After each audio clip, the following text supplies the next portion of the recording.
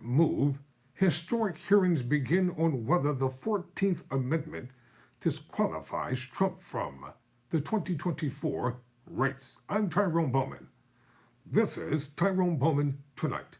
According to ABC News, hearings began this week on whether the 14th Amendment disqualifies Donald Trump from running for president in 2024 because of his actions around the January 6th attack on the U.S. Capitol.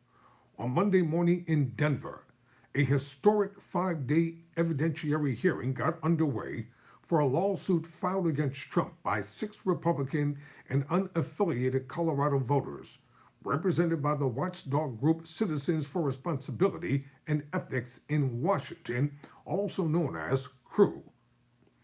A similar hearing is set for Thursday in St. Paul, Minnesota.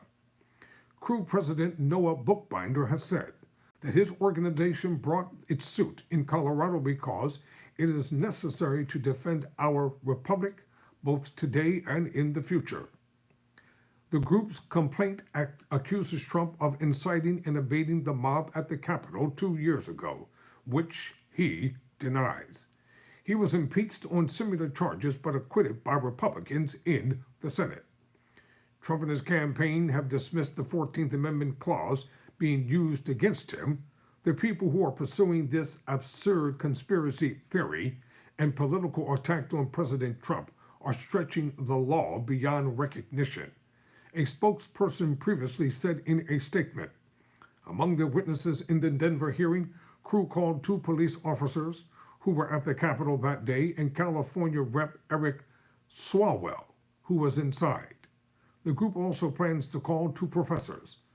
The events on January 6, 2021 in the United States Capitol were horrific. It was a terrorist attack on the United States of America, an assault on democracy, and an attempt to prevent the peaceful transfer of power, one of the officers, Danny Hodges, testified. Swalwell, in his testimony, described his concerns that Trump wouldn't accept the 2020 presidential election results, and some of what he saw during the rioting were, like he called it. Under cross-examination by Trump, Swalwell was shown some of his past social media posts urging voters to fight for democratic causes. Oh, wow.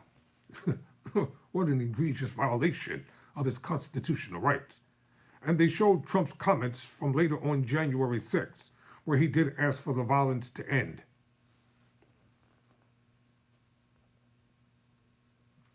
An attorney for CREW claimed in an opening statement that Trump incited a violent mob to attack our Capitol to stop the peaceful transfer of power under our Constitution. I'm quite sure they meant to say Capitol. And we are here because Trump claims, after all, that he has the right to be president again.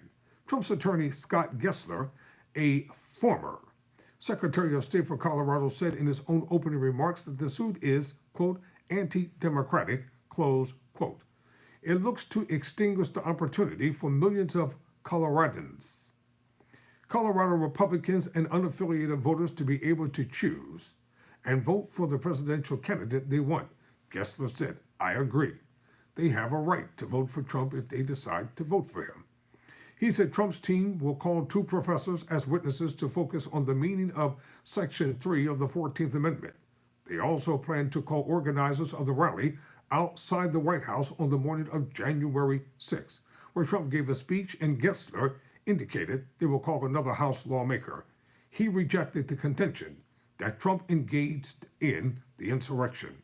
Gessler said much of the case against Trump was based on the work done by the House Special Committee that investigated January 6th and produced a series of lengthy committee hearings and a report on outlining Trump's behavior in the lead up to the riot. Over the past few months, efforts to bar Trump from the Republican primary ballot under Section 3 of the 14th Amendment, which was first enacted after the Civil War, had gained traction in a few states.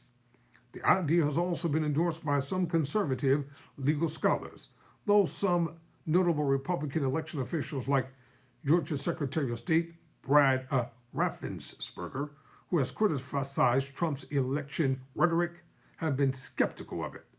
Multiple state-level suits have been filed, but Colorado and Minnesota are seen as the most notable and have prompted the first major hearings on the issue. Section 3 of the amendment states that someone isn't eligible for future office if, while they were in office, they took an oath to support the Constitution, but then, quote, engaged in insurrection or rebellion against the same or gave aid or comfort to the enemies thereof, unless they are granted amnesty by 2/3 vote of Congress.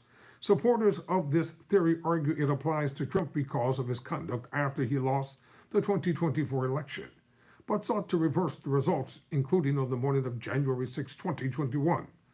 Previous such efforts focused on other Republicans have failed, except in New Mexico, where a local commissioner convicted of trespassing on January 6 was booted from his office. Trump maintains he did nothing wrong. In an ABC News Washington poll conducted late September, some 44% of adults said Trump should be prohibited from serving as president under the 14th Amendment. Slightly more, 50% said the amendment should not bar Trump from office. I'm Tyrone Bowman. Never surrender, never quit.